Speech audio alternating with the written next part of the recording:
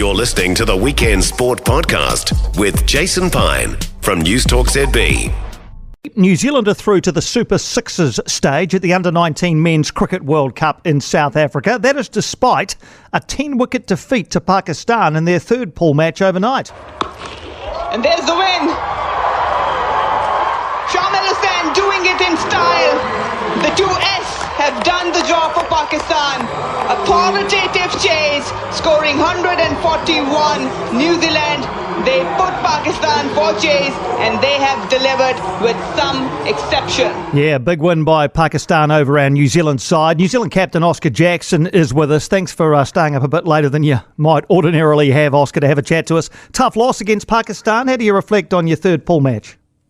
Yeah, cheers, Jason. Thanks for having me on again. I think today was obviously a bit of a tough game for us. I think we started off really well with those 2 wins, and I think today to come up against a really quality Pakistan side was tough. I think we didn't play our best cricket, but it was a tough game. They really put us through our paces. They bowled really well at the top, and they knocked the runs off pretty easy with the bat. So I think, plenty of learnings to take heading into the next week or so. Yeah, so into the Super Sixes now. Before we drill down into some of those work-ons for you, overall, after the 3 games, how do you feel you're tracking heading into the Super Sixes stage?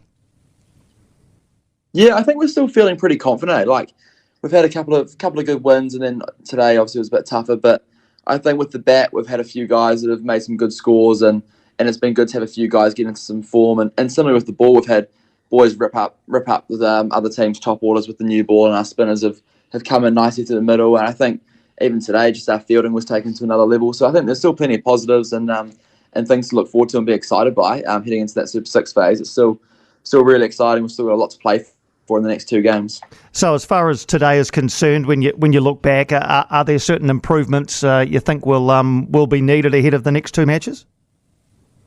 Yeah, for sure. I think it was just one of those days where things didn't really go our way at all. We didn't get the rub of the green, unfortunately. We just got outplayed, really. So I think, yes, there's learnings in terms of maybe a few methods of dismissals and a few plans with the ball. But on the whole, it's one of those games where you sort of just look to move on and hope it doesn't happen again like that. Tell us about the conditions and the types of wicket you've been playing on in these first 3 matches in East London. Yeah, they've been interesting. I think we sort of picked a side that was going to be able to cover and prepare ourselves for all sorts of conditions over here, just because we weren't quite sure what we were going to get. We're down on the coast in East London, and we kind of heard from the white ferns and stuff that it was a little bit slower and a little bit lower compared to typical South African conditions. And I think it's been just that. The pitches haven't been fast, hard, flat ones. They've had a little bit in them, and they've been a little bit slower and a bit lower. They've taken a bit of turn, and there's been a bit of seam. So it's definitely not been hard and fast like you sort of compare normal South African wickets to. So it's been a bit of a challenge. Almost a little bit, just a little bit slow and a bit lower. So I think just adapting to that and changing a few plans. I think with the bat especially, it's not a lot of these wickets aren't sort of ones where you can just swing to the line and bat freely on. They're sort of, as I said, a little bit slower and a little bit lower, which alters our plans a little bit. And what about in the way that you've managed your bowlers then? Have you changed your plan around the balance between seam bowlers and your spin attack, or was it kind of what you expected before the tournament started? No, it's been pretty similar to what we sort of expected. We knew we've got quality spinners that were going to come in through the middle and do a job for us and own that middle phase of the game, and they've done a good job of that so far. And I think our seamers up top have been really good. Matthew Rowe the other day carved through the Afghanistan team, took 5 wickets. But that was a game that was under lights with a little bit of moisture in the air, so he got the ball swinging, which was nice. But I think on the whole, they've been pretty, as we'd expect in terms of our rotation of bowlers, which has been good. I think at times we've brought our spinners in early, and against Afghanistan we hardly used any spin at all, just because the way the ball was seaming and swinging. So yeah, I think it's pretty much as we'd expect in terms of how we like to use our bowlers. And what about opposition teams, Oscar? Have they been seam heavy or spin heavy, or have they been similar to what you guys are doing? Oh, massively spin heavy so far. We've played 3 subcontinent teams, and I think Afghanistan played 4 spinners, Pakistan played 4 spinners today, Nepal played 3, I think. So there's been a lot of spin. There hasn't been a lot of pace and bounce, and that's kind of, I think partially that's due to their teams, other countries' strengths is spin, and I think in the subcontinent they bowl a lot of spin. And I think the wickets here haven't been hard and fast, and as a result they've been a bit more spin friendly almost. And I think as teams have done their scouting, and especially after that Afghanistan game the other day, they saw that we struggled a little bit against their mystery spinners. So I think Pakistan picked an extra spinner or two today just to challenge us a bit more, and it worked for them quite well. Just want to ask you about a couple of performances. You already mentioned Matt Rowe, so let's start there. 5 for 21 against Afghanistan. Let's give the guy a bit of a rap. He bowled well that night by the sounds of things? Yeah, he was incredible. It just felt like every ball, it's one of those days where you just felt like every ball was going to take a wicket. He was all over them, was swinging it both ways, was seaming it round, and he was backed up by some awesome fielding, which was really good as well. So, no, he had a pretty special day, and to hit the winning runs in a pretty intense encounter was good for him as well. All right, I'll come back to that in a sec because there's obviously an incident at the end I want to have just a quick chat to you about. But in the first game, Sneath Reddy, 147 not out. You got 75 down the other end. So tell us about his knock and the partnership you shared that day. Yeah, Lucky was incredible. We call him Lucky. That's his nickname. He was incredible. He's only 16, 17. He's a young guy, but the way he plays and the way he sort of constructs his innings and just such a mature head. He was awesome. I think we came in when we were 60 odd for 3, so we're under the pump a little bit. First game of the World Cup, quite a big occasion for us. We were all pretty nervous, and to steer us through the middle, just owned by Lucky, he was awesome. And then just see the way he went from 100 to 148 or whatever it was pretty remarkable. But yeah, a pretty awesome innings from him. He missed the second game, did he? Was he carrying an injury? I see he played today, did he? He's okay now? Yeah, no, he's cool. He just had a little Achilles niggle after that first day. And we just thought better safe than sorry and give him a little rest. Thankfully, we still won that game and got through with enough batting anyway. So, no, he's good to go now. And we're pretty confident he'll be for the rest of the tournament.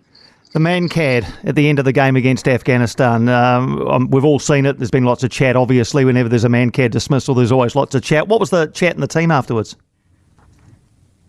Yeah, I think obviously it's a tricky one. It's something that I don't think any of us have ever experienced before, had it happen to before. So it was certainly a new one. Look, at the end of the day, it's in the rules of the game. How you perceive that and in terms of what the rules are is another story in itself. But I think it's in the rules of the game. They were well within their rights to do us. And apart from that, not a whole lot else to say really. I mean, they're allowed to do it, and it's a way of getting a wicket. Yeah, indeed. Well, you got home, so I guess all's well that ends well. So into the Super Sixes now. I think you moved to Bloemfontein, do you now, for the next 2 matches? Is that right? Yeah, that's correct. Yeah, on a 6-hour bus tomorrow, which will be good fun. I bet. I hope you got a few things downloaded onto your device to watch on the way. Yeah. And that's 2 games in the Super Sixes against teams you haven't yet played. Is that the way the format works?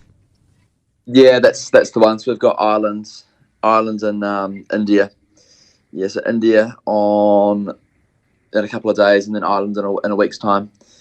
Do you feel as though you've got what it takes in those 2 games? Because I think you have to finish in the top 2 in the Super Sixes. It's kind of a hard format to explain, but win the 2 games and you should make the semis. Is that pretty much how it shapes up?